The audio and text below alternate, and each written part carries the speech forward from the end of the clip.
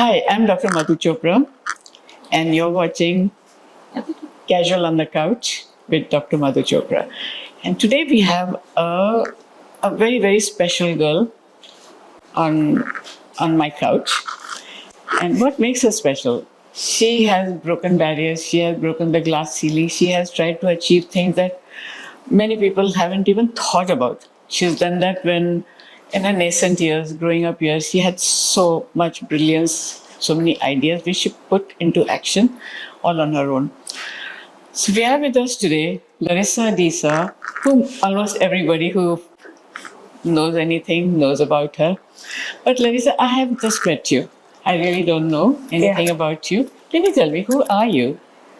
Well, that's a very vast question. Sometimes I try to understand myself and see, okay, there I was this person at one point, and now I'm such a new person altogether. But if you ask me what I am today, I think I wouldn't want to put myself under one introduction. I am a multifaceted person. How do you want me to know you? How do I want you to know me? And how do you want everybody else to know? Here's this pretty girl sitting here, smiling. But who is she? I mean, Um, I am a digital creator, so one of the first generation creators on the internet. We had no idea how and what the internet could do for us in marketing terms. But we were the first ones to take the leap. So I started that when I was 19. Today I'm 32, and it's been a wild ride. Um, Apart from that, I'm a lot other things. I have dabbled in different entrepreneurial ventures. I have tried hospitality. I've tried business in stationery. Right now, I am a jeweler. And when I say jeweler, it's not your imitation jewelry, but it's the true metals, gold and silver. So I feel I'm ever evolving, but at this point, I am a digital creator and a jeweler. so it will be very fair to describe you as a Swiss knife, Yes. multifunctional, useful, compact. Right. If it, you can carry it along everywhere you want. So you are like water. You blend, you go into any trajectory you feel like, and you just blend in. Do you have to have a background for all these multiple things that you're doing? Did you have to educate yourself? Did you have to intern with somebody and then learn the trade? Or you just jumped in, dived in? I think I just dived in. I just had a really good level of confidence, I must say. Also, a little bit of being delusional, and I think that worked. When I was a kid, I always dreamt so high, so big. Mom would always laugh it off with, like, at the innocence of how I would say it, but she had no idea that there is a vision actually. And I didn't really have to train myself or learn too much out of anything. I think I'm quite self-learning. So it was all in the process, the process of doing multiple things. I think when I started my career early off, like say, when I was 18, 19, I did so many things at the same time. It's somehow helping me right now at whatever I'm doing. I was a tattoo artist at one point. I passed out as a graphic designer, but I also did science in my college. Then I worked at a startup, so I know how a startup works. I know I ran my own business when I was 19. I understood that scaling in business is important. I worked at another media company, so I understood what marketing is a little bit. At the same time, I started my YouTube channel. I understood what personal branding is. And I think all of those just, like, as a cumulative force, came together for who I am today and to make me more savvy with everything that I'm doing.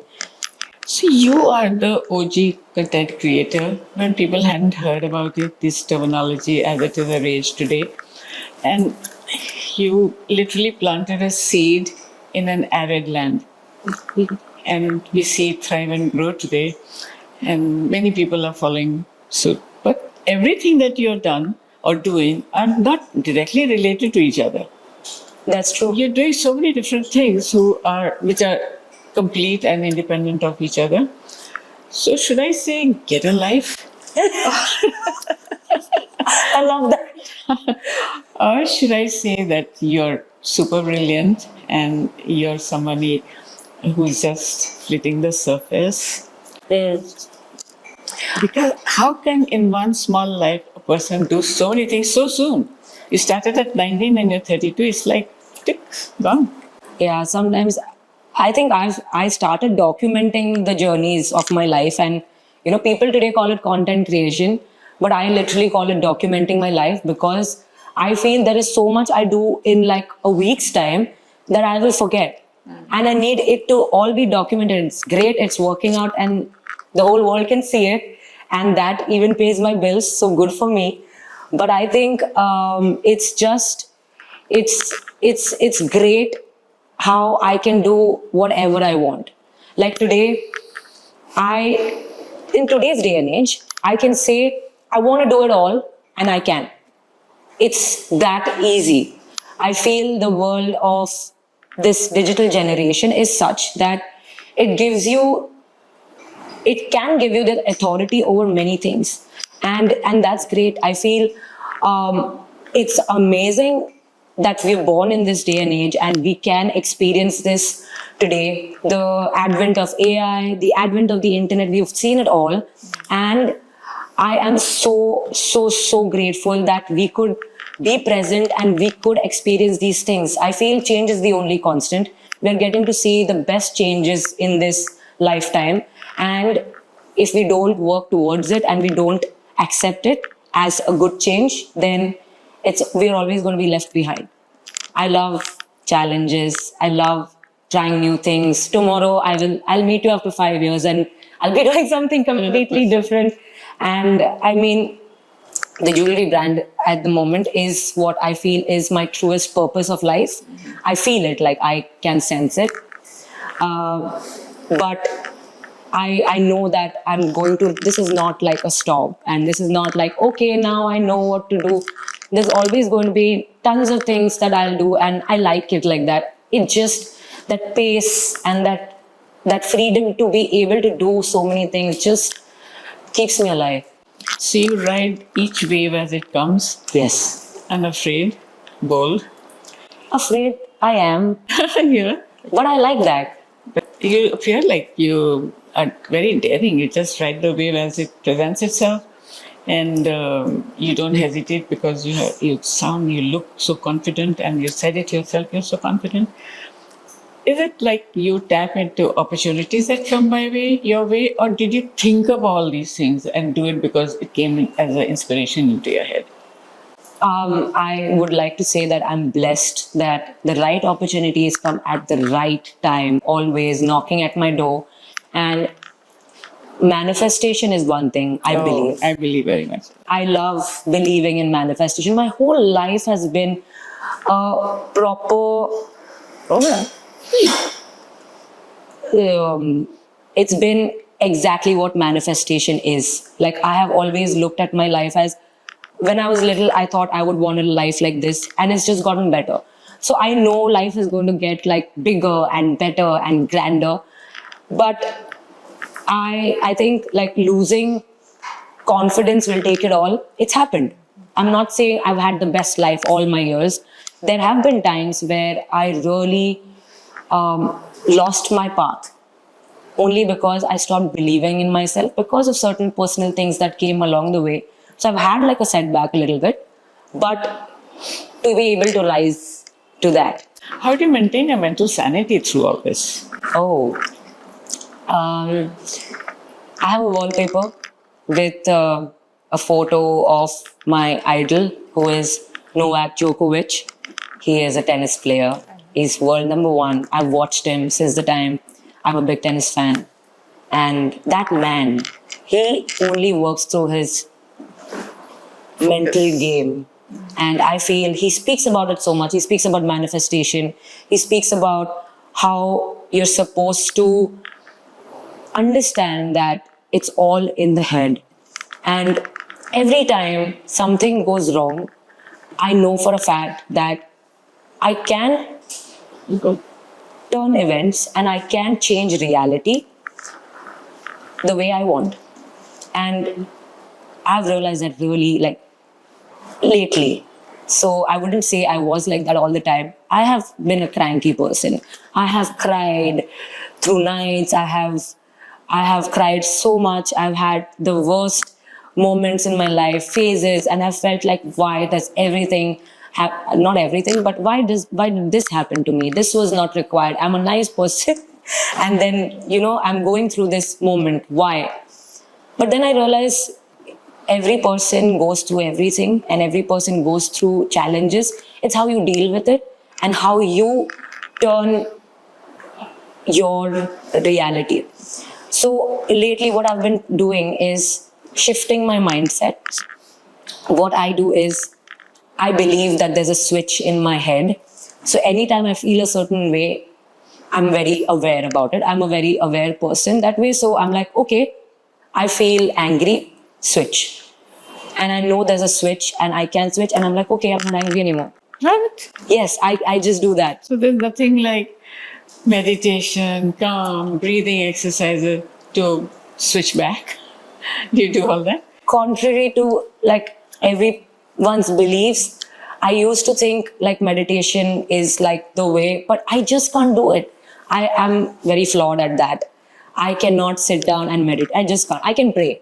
That is also meditation. For me, meditation is contact sports. Like kickboxing. I'm very present when I'm like kickboxing. So I know that, okay, this is like keeping me very present in the moment. I call that my meditation.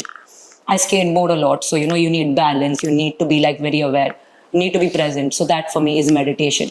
Sitting in one place and being quiet is praying for me. And I do that. But I cannot just do the square box breathing. I cannot. I want to. But no, I think this method of just doing that switch has just really worked for me. Are you religious, spiritual, or ritualistic? I am religious and I am spiritual. I know people say that how can you be both? But I am both. I don't know how. Are you ritualistic? Do you believe in a beautiful Christmas tree, Thanksgiving?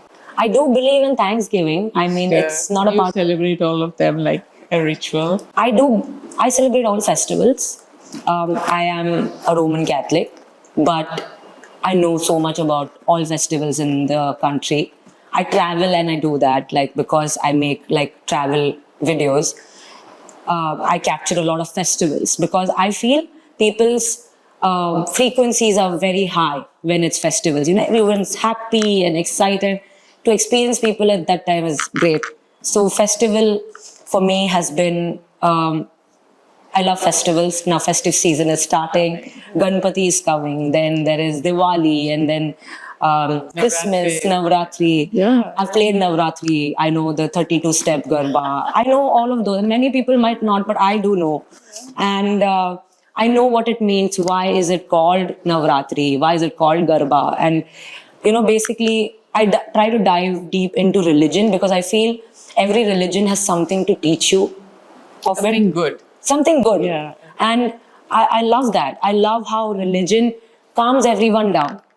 I don't understand why there are fights about it, but I feel every religion is has so much deeper meaning. And once, if you follow that intentionally, whoever you are, whatever religion you follow, I feel like respecting every religion is great.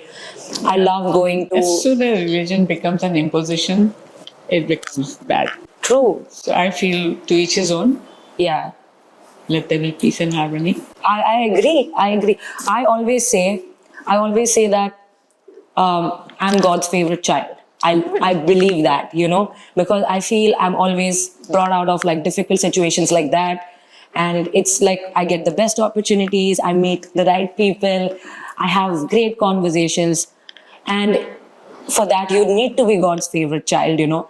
I feel that religion is it is a major part of my life, but I feel it's not very important. But at the same time, it does keep me grounded. I do believe in a higher power. I do believe in my religion. I do pray. And there are moments where I'm like, why God, you're doing this? I'm speaking to God in the day. There are moments where I'm like grateful. And I think like the practice of gratitude at every step, you know, I ate a good breakfast. Oh, that was great. Thank you, God, for giving this to me before your food. I think these small things really add to the whole religion, spirituality thing. I feel just In your busy, chaotic life, I call it chaotic, but there seems to be an order in your chaos. You travel chaos, organized chaos. That's a part, yeah, that's like my core. Great. So you figure out your chaos and put it in order, or do you need a safe space? Do you need somebody to help you navigate through this chaos? How do you work your life? A typical day. I have a great team. I have made sure I've picked each one of them. I have dealt with each one of them, understood them, and it feels great to have that connection with each one of them. या safe space कहाँ पे जाती है छुपने को? अगर बहुत overwhelming हो जाए ये chaos, तो कहाँ छुपाती हो? कहाँ छुपती हो? Ghar. घर. Yeah, my house is, I've made it like a safe haven for myself. There are a lot of trees and plants inside the house. I call it Junglisa, like a jungle plus Larissa. So we call it Junglisa. And I've made sure that I've poured in all the beauty and all the passion of my travels and my soul and the people I've met on my travels, their souls, it's all like in one place. And I just make sure that whoever comes into the house also carries a great energy. So I've been very particular about that. So my home is like my safe space for me. And if it was a human, then it has to be my mother. So she makes me feel the calmest. Like I can say anything to her. I share everything with her and my dad. Growing up, I've not had the best relation with my father. He was a very strict father. He loves me. Retrospectively, you must feel that he was all right. Now, yeah, I do. I'm like, you know what? He was right. He was being a father for the first time. शुक्र है वो strict थे कि मैं आज सीधी अच्छी Exactly. and successful सफल हूँ. Absolutely no regrets today of how, you know, I do not want to blame anything to my childhood traumas. How lovely to hear that. I do not. I feel I needed to go through all of that. Psychiatrists and psychologists are turning kids psycho by telling them, आज तुम दुखी हो क्योंकि तुम्हारा बचपन में कोई ऐसा trauma हुआ था. And they, start aligning in. I feel every person's personality. There must be some. Yeah. I don't think. Of course, I mean, there is. Generalize it. But I feel it's good. It's great because you've got to use whatever childhood trauma you think you have into something very strong for yourself. Make it your strength. Make it your strength. I feel if you make every little thing your weakness, then you're going to be a weak person. But if you make your weaknesses also into your strength, then that is going to be great for you. As you grow up, you make sure that you don't repeat it. Exactly. There should not be a 2-0. Yes, you should learn from your mistakes. On your seniors' mistakes. Yeah. Their attitude, the way they brought you up, you will not repeat that. Exactly. I saw that in my life. My dad was also a very angry young man. I think all dads are. Very angry. And he laid down such strict rules. But today, looking back, I felt, thank God he did that. But I would have been such a wayward child otherwise. Exactly. I wouldn't have studied to be a doctor if he wasn't so strict. Exactly. And, deportment, how to conduct yourself, all the little things were actually put in like this. Right. ऐसे करना चाहिए वो था नहीं हमारे घर. So like boom boom. Correct, exactly. I think that was so required. I was a very rebellious kid. After a point, they just gave up. Like, okay, she is a rebel. My brother is the complete opposite. So it's It's quite funny when you look at us. And I'm grateful that my parents raised me the way I was raised. I'm grateful that I've been brought up the way I was brought up. I come from a very middle class family, no fancy things. Even my food habits have been great because eat at home, no junk food. I'm so grateful for that. Eating nutritious food, my habits are good because of that. And I feel those were some values that my parents incorporated in me, and So, I'm in glad. your words, middle class family जब बच्चे बोलते हैं कि आई come from, तो उसका आपके mind में क्या डेफिनेशन है मिडिल क्लास का? मतलब कि आप छोटे घर में रहते थे, फाइनेंशियली डिफिकल्ट टाइम था, कि आपके कोर वैल्यूज रिटेन्ड थे? I किसको feel आप बोलोगे? I feel middle class in my definition should be, I would compare it to my peers around me, and I had nothing what they had, basically. And my dad did tell us that we are a middle class family, so that's how I defined us as a middle class family. But also knowing that we live hand to mouth always, these comments were made at home, and I would ask for something and they would say that, okay, we cannot afford this. So I understood. I was understanding as a kid. I would not cry over it. Sometimes I would, but I knew that, okay, these are things that we cannot do and these are things we can do. So I wouldn't go out of the way and ask for anything that was out of reach. So I made sure that, okay, when I grow up, I'm going to make sure I make so much money that I can buy whatever I want. And I feel that's what's happening right now. It's not just about buying what I want, but having The life you want. the life and that experience without thinking and worrying about money. That play what I wanted to do when I was a kid. Like, I'm playing with my life at the moment. I'm playing with whatever I want. And I love this. This is the life I've always wanted to live. And it's like waking up, being your own boss, knowing what you want, deciding what you want to do, deciding who you want to be, deciding what sports you want to play. Do you want to be an athlete? Oh, I want to start playing tennis. I'm going to get tennis lessons now. I want to learn kickboxing. I'm going to get kickboxing lessons now. I want to go to Phuket and learn Muay Thai. I want to feel like that, and I'm doing that at the moment. So I feel that's great. I mean, Larissa, I think you're definitely God's favorite child. You're really blessed, and you're, like, I would say, manifestation के लिए कि you want it, you get it, and then you maximize it. that's true. That's the beauty of your life and the way you think about it and the way you move towards it.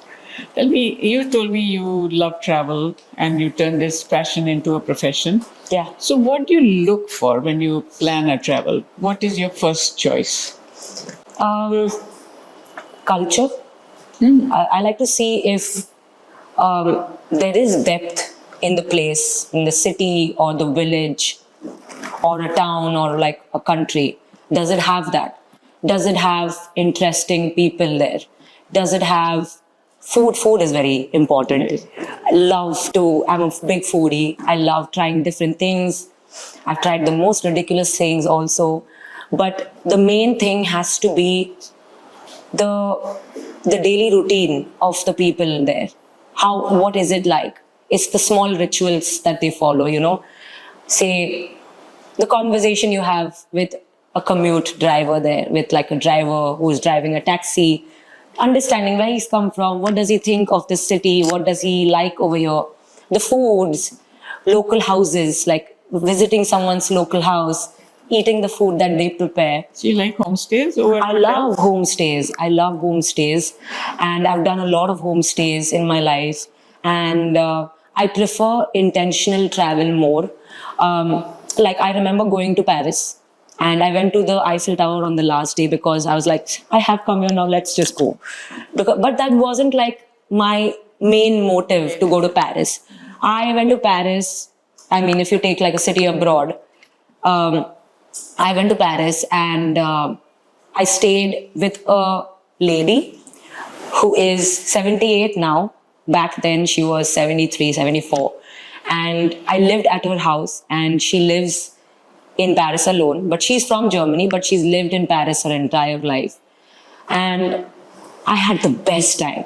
She took me around Montmartre, and we had a walking tour with her. She walked faster than me, and we were climbing stairs, and she took me everywhere. We got a bottle of wine at home.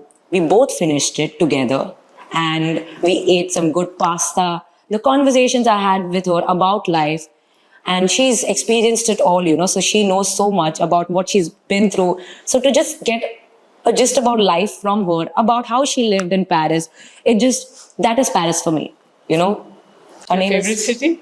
no, it's not. No.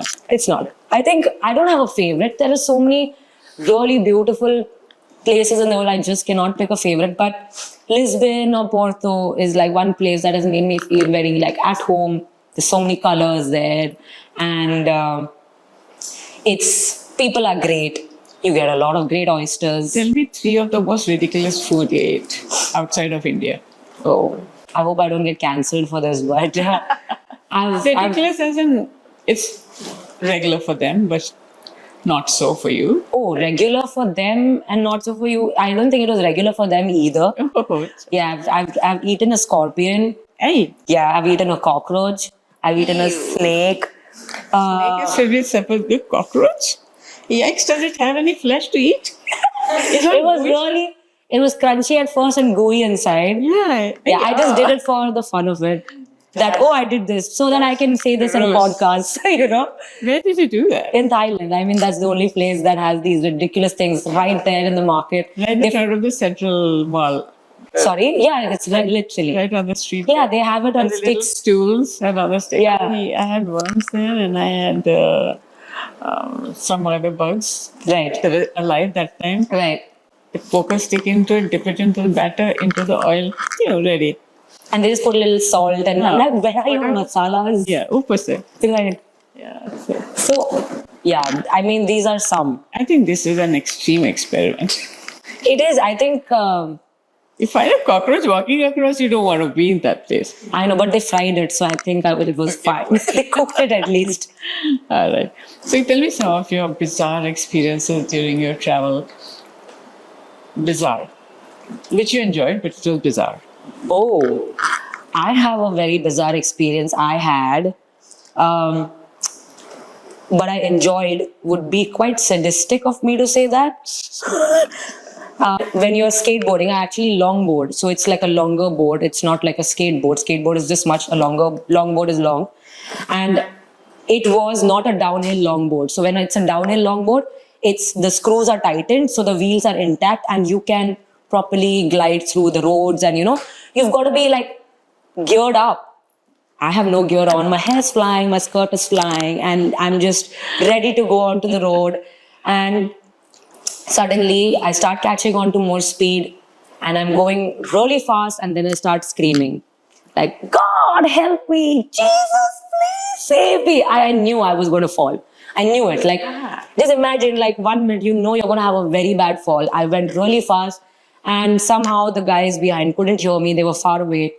And after a point, I saw the road going deeper. I said, you know what, Larissa, if you don't get off the board right now, you are going to die. So I just tried to stop the board, and I couldn't. I have it on footage, by the way. And I just fell right on my face, on my nose, hit my head on the road, and the board went away. I rolled on the floor, on the road, and I was out. You stayed on the road and not rolled down the mountain? I did not. Thank God, yeah. I just, I was bleeding immediately. For 2 hours, I was unconscious. Oh my God. They had to take me to a hospital because it was far away. And I felt so drugged at that moment because you were so dazed because of the fall. I hit my nose. I was injured everywhere. And it was bad. For the next 15 days, I was so disassociated. And I would look into the mirror and wonder, who is this girl who's staring back at me? So It what was is that bad. like a proper tarmac road? It was a tarmac road. You went going off-roading on roller coaster. Yeah. I mean, that would have been foolish, not just bizarre. Yeah, no. That I was foolish not to wear a helmet even then, but I usually just glide through. I don't do anything like too adventurous. If you fall when you're just gliding, nothing really happens. You're known for being an adventure enthusiast, and Yes, I think known more for being very afraid of doing it, but doing it anyway. get over your fears. So, what is your favorite adventure that you've done? Adventure as in sport or as in life? Fear of heights is something I've had for the longest time. I would even like look down from the window here and be very nervous, and like my legs would start to shake. So it was very bold of me to actually think of learning how to be a paragliding pilot, which is like you know what paragliding is. You're usually doing tandem with another person, but this is you fly on your own with your own glider and you navigate on your own. And there was a course to do it. I said, hey, I want to try this, and I did a course. I learned how to put your glider on top, how to like set your glider, how to pack it. Then when you're in the sky, and that feeling when I actually did that was incredible. I was in the sky like a bird on my own with a glider, and you have to run through a cliff and then jump off the cliff.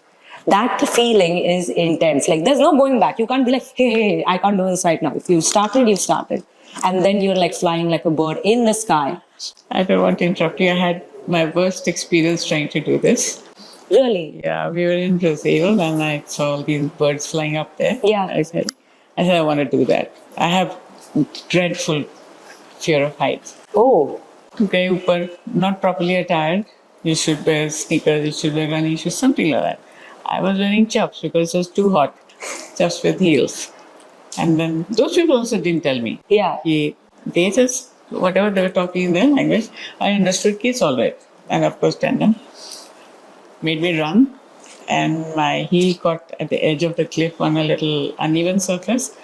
Instead of going up, we went down. The rainforest, deep rainforest. Thankfully, that guy, he just scrambled and ran.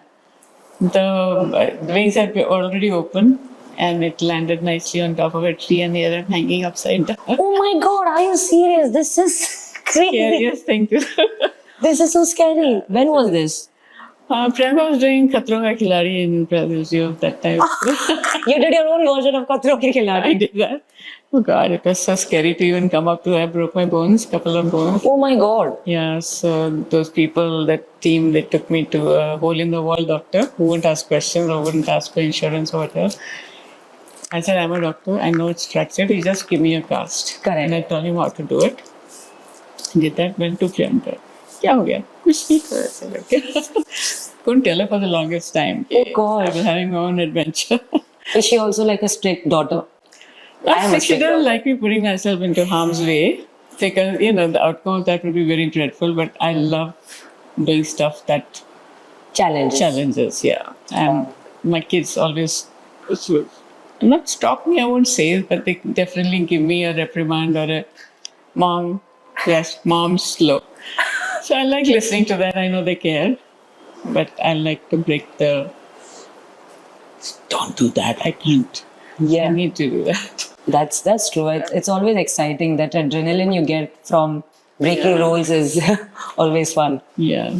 So that's good. Travel definitely is, it increases your knowledge and It's the best teacher. best teacher. And you start to get to know so many people, how they live. And they're so easy to live with. You go to different countries, strange countries. We were in Africa somewhere and went to this restaurant which has meats of all animals. Oh, Yeah. So they give you with the skin, they bring you the slice and tell you which one you want. It's all displayed there. You choose the animal with knowing the skin. To start with, I felt puke. yeah. You see, oh dear, that's a rhino sitting there. Oh, God. Ostrich. But then you have to try since you're here. So did that. Have you tried bungee jumping? That's the scariest fear of heights. Yeah, I've done skydiving, Oh. but So no more fear of heights. no more fear of heights. But bungee jumping is a little off. I did try and I didn't do it. And I still regret that because I was in Switzerland and it was this beautiful canyon swing 90 meters down. Bridge, on the bridge. Yeah. Priyanka went there. Oh, she's For the done. longest time, she said before 21, I should finish all these things. She went there, she kept doing that. She just wouldn't go.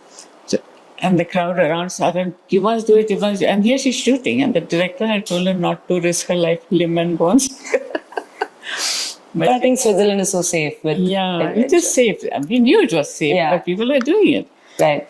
But to do it, to do that jump, really took a lot of time. And then somebody, I think, gave her a push and she went hurling down. Sooner or later, she screamed so loud, I think we could hear it in India. But then when she started swinging, she was enjoying it. She loved it. Yeah, once you're down, then you start swinging. You're like, oh, that the jump is over. That Yeah. the free fall. What is failure will the elastic hold me? That's true. The rubber. Anyway, that was all fun. This was good that your life is one bundle of adventure, happiness, joy, because that's how you make it. I agree. That's your attitude, and your attitude is so inspirational. I think people should understand from her life the way she's leading her life. She's very popular, but she's so grounded too. She's exquisite, but doesn't show off. There are many things about you that is so admirable, Larissa, and I want people who are listening to our conversation to take a page out of your life. So, what is one advice you would give them how to maintain their work-life balance, how to maintain their physical and mental sanity, health? Do you have any advice, something that you do yourself? Health-wise? Health-wise, yeah. Health-wise, movement every day, I think is very important. You go to gym? I gym every day. Oh, wow. I cannot do without moving, and I feel very lethargic if I don't move. I feel movement really, more than like doing anything to your body, it does a lot of beautiful things to your mind.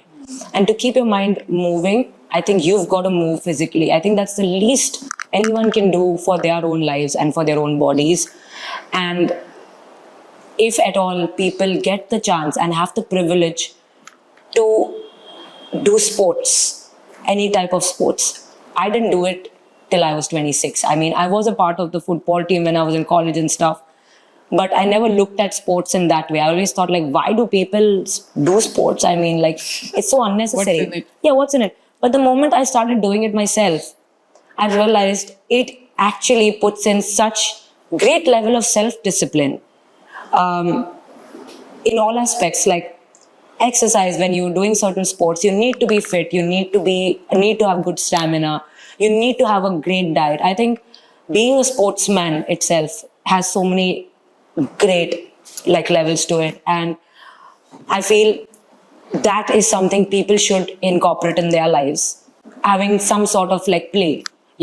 I think when we grow up, we think we've got to be more serious, but I feel the more we grow up, the more we need to keep the child alive. Ah, that's beautifully put. Yeah, and if you do that, nothing can ever go wrong. And I personally have seen that change in me. The more I play, the more I do my kickboxing, and the more I'm playing my tennis or paddle and pickleball nowadays. It's Pickleball. getting so famous. So fun. Yeah, it's fun also, and I feel it's great that people are picking these sports up because it's fun. It's a great way of meeting new people other than the phone. It's a great way of community. It just puts you in such a good rhythm with your body, and you understand what your body is capable of. And I feel health is so important, to take care of your health and your food habits. It's the most important thing ever. Otherwise, without that, you are just nothing. So, what is your beauty regime? Since you are in front of a camera with makeup most of the day, Yeah. so what is your beauty regime? How do you retain your ownness there? Your own skin, your hair, how do you keep them going? कुछ बता सकते हो पर लोगों को कि कैसे simple तरीके से कैसे अपने आप को look हाँ, after करें? because I think my ways of self-care, taking care of my skin or hair or whatever, has always been keep it minimal, always. I have been told when I was growing up that do not touch your face too much, do not eat junk, and do not try doing too many things to your face, experimenting. You don't need a facial, don't do it. Don't need a cleanup, don't do it. You know, mom was very strict about that. That these are not things that you need, and I stuck by that. I have till date not gotten a facial. Like I haven't. Gee, I'm out of job then. I haven't. It's just that I'm very nervous about it. I feel okay, it's fine at the moment. If I don't need it, I shouldn't touch it. And I've just been very minimal with it. I've made sure. Growing up, we've always had fish in our diet, so you know that a fish oil is so great for your skin and your hair. We've had fruits every day, so I feel diet was on point. So my skin stayed like that. No touching my face. It's just a habit. I don't touch my face often. Drinking a lot of water. I don't do that all the time, but it does help. Stressing always shows on my face. Like whenever I'm stressed out, it shows on my face. Whenever I am not in the best mood, it shows on my face. So I realize that in turn, like when I'm working out every day in the morning, it glows my entire body, and it shows on my face. And that's, I think, workout, good food, and minimal like skincare and all of that has just kept everything in place. And I do a lot of face yoga. I like to do that. I feel it really makes a difference. And it's just, I feel you've got to be happy from within. It's a night routine. When you come back home with all the dust, grime, and makeup on your face, what do you do? Oh, I take a lot of coconut oil, I put it on my face, I scrub it like really well.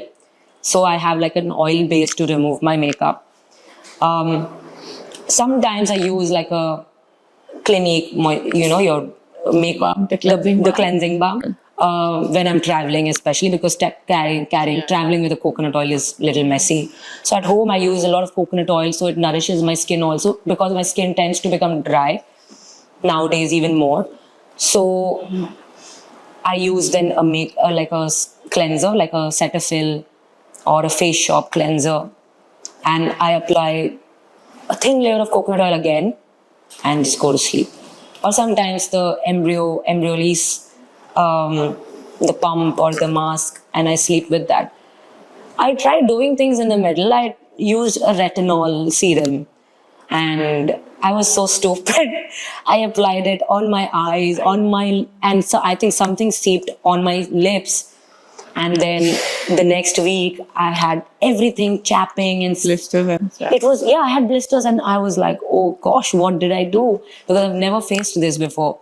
So then I realized I overdid something without any knowledge. And I'm like, okay, I'm good with my minimal things.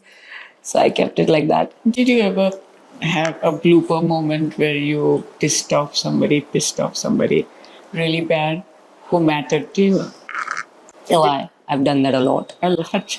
Yeah, I mean, I've said, Everyone does, you don't care. yeah, I feel like sometimes I look at life very differently, and I tend to say things that might hurt the opposite person.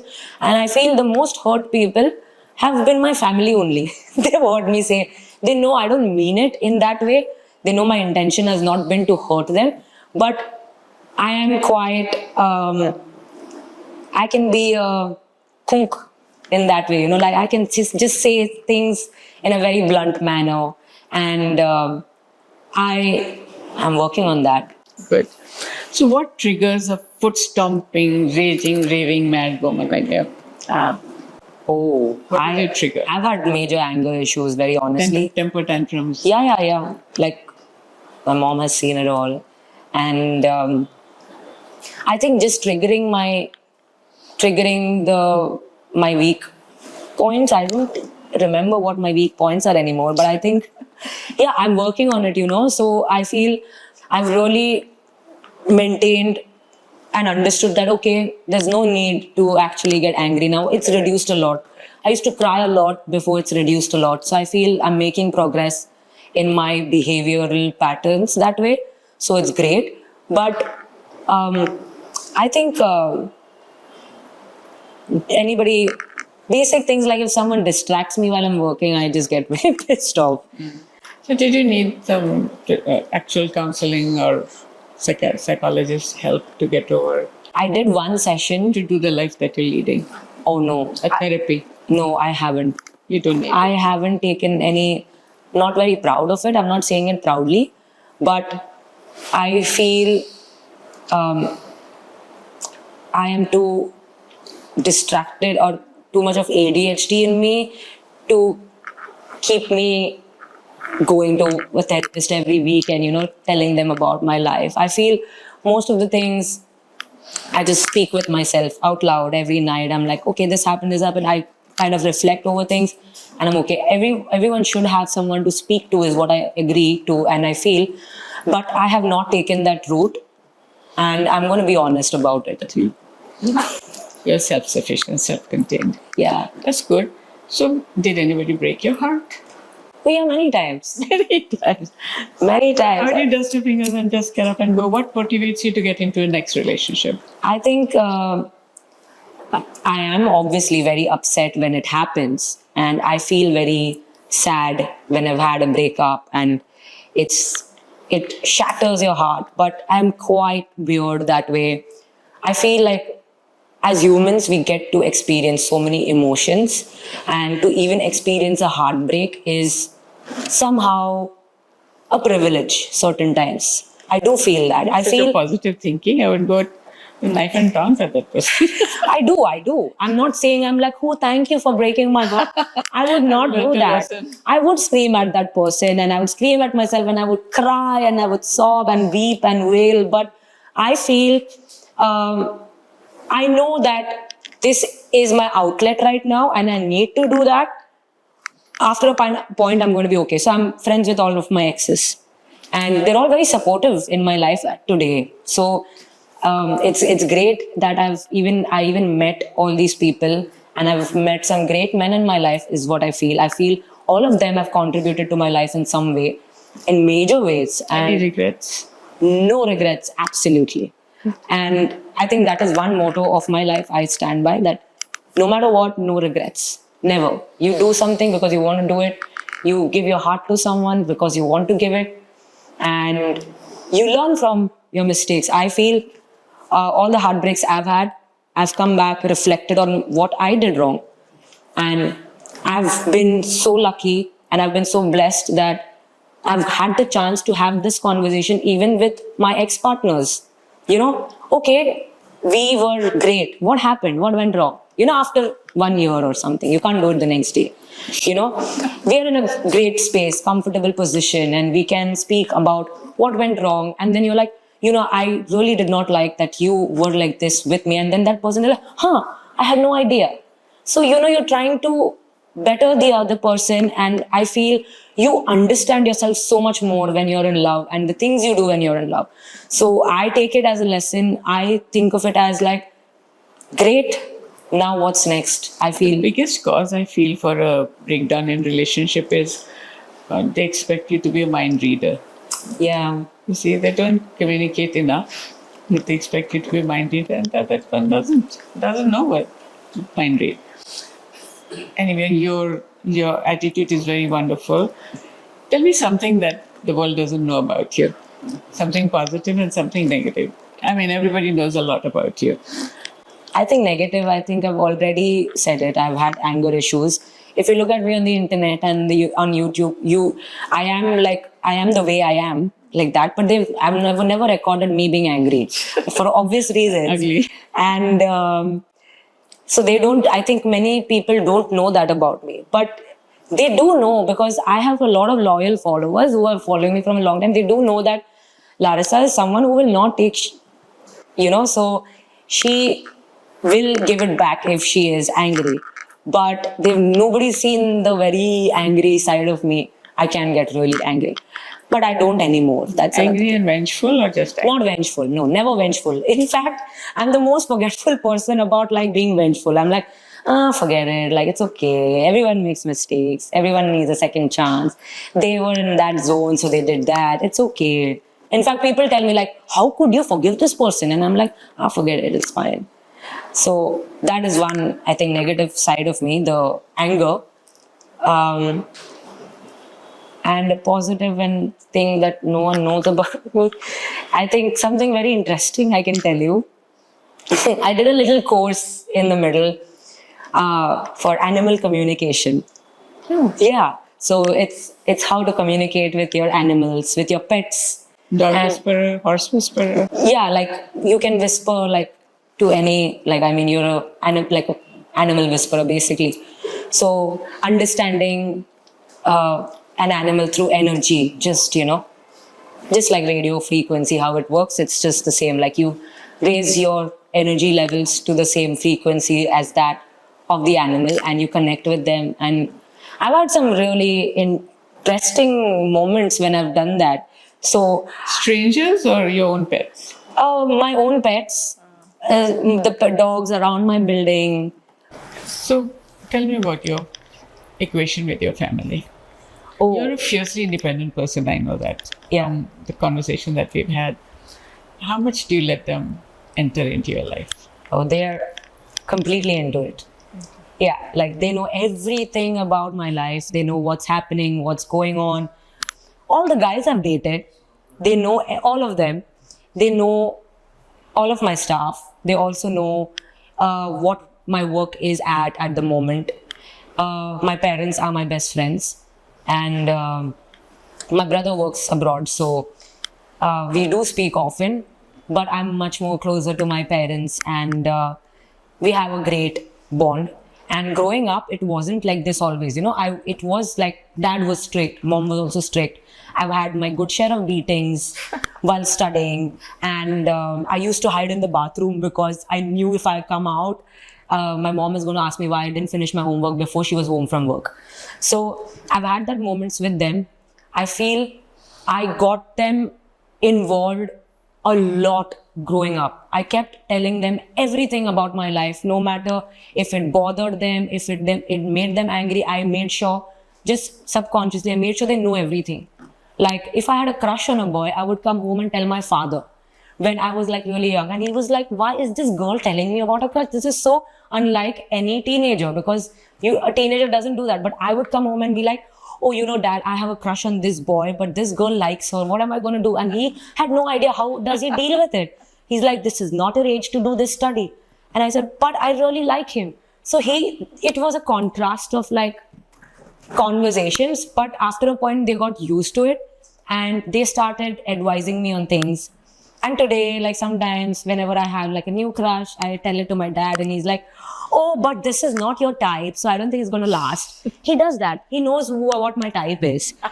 Like if you look at a person, he's like, oh, this is not your type. And he knows like what's going to last, what's not going to last. It's insane. And my Yes. yeah, it's great. And I'm blessed. I really thank God for that. We do have our fights. In fact, we recently had a fight, me and dad, but that's okay. And we at this point, I even know that he really misses me a lot at this point because we haven't spoken for like a week. So he really misses me. I know it. I can feel it. And the next time we meet, it's just going to be. It's not a very it's the way. Yeah, the way I'm with my mother, it's very transparent. We speak, we have conversations, very in-depth conversation. But with dad, it's a little like, okay, hi, he's going to come back and be very nonchalant about What's your favorite cuisine? When you travel, do you say believe in when in Rome, live like the Romans, Yes. eat like the go local, eat local? Yeah. I totally believe. I do not crave Indian food when I'm abroad. Oh, you don't carry your dal chawal with I you? do not.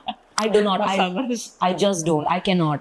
That's good. I used to feel that for masala chai first, but after a point I got so used to coffee. I love coffee now. Like I can't do without it every day. So when I'm traveling, I am that place's person. I am there. I am totally involved with the culture, with the food, with the people, and I don't see any other way around it. I feel that is what makes my travel experience to its highest potential, and I do not see it happening otherwise. I feel food is so major for me when it's travel, and I think the people and the food is what actually makes my opinion about a place. So if the food and the people are great, you get a 10 on 10 by Larissa. That's about it. Good, Larissa. It's so wonderful talking to you. You are a very, how would I say, not wholesome. I can't call you wholesome. You're sparkle. You're complete sparkle, and yet it's all contained. Wow. You're not all over the place, although whatever you do is all over the place. Yes. You're such a contradiction in what you do and how you live your own life. You're an inspiration to all the people who listen to this conversation. And Larissa, I hope I've found out a lot more about you than what I read about you. There's so many things that you discuss, and unabashedly, you were brazen about it. You were not afraid to hold back. You did not hold back anything. That just goes to show what a strong personality you have, what a wonderful upbringing you have. You're grounded and you're great. It was wonderful meeting you, Larissa. Is Thank there you so anything much. else that It was just an honor to be here, firstly. And I know that you are yourself a very independent, strong woman. I just feel like this chance to also speak with you and have this conversation was such an opportunity. It really made me know so many things about me. You called me a showed you a Swiss. mirror? Yeah, A Swiss knife? you did. You called me a Swiss knife, and nobody's ever called me that. And I feel that is such a Apt. good, yeah, it's very apt. And I feel also you did validate a lot of the way I'm living. It does help, you know. It does, yeah. And you have seen so much of life. You've seen so much of it. There's so much variety you've seen. So obviously, I do look up to you, and I feel okay if she says that, you know, hey, you are an amazing person. It really adds to me, and I will take that back.